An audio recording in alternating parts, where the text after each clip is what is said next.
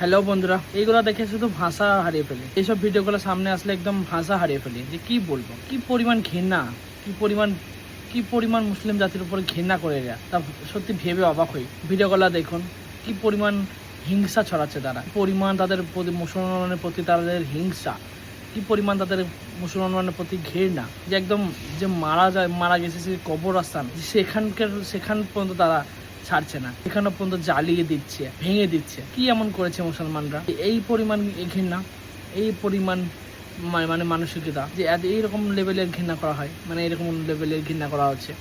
মুসলিম জাতিটা কি করেছে জবাব দিতে পারবেন? যে এতটা ঘৃণা ছড়াচ্ছেন কেন, বা এতটা ঘৃণা ছড়ানো হচ্ছে কেন? কি এমন করেছে? নাকি এমনি মুসলমানরা এই দেশের নাগরিক না, নাকি তারা এখানে দেশে থাকতে পারবে না? কি বোঝাতে যাচ্ছেন এগুলো করে? নিজেদের ধর্ম পালন করেন, তারা তাদের কবরস্থান দিয়েছে, সেখানে তাদের ছেড়ে দেন।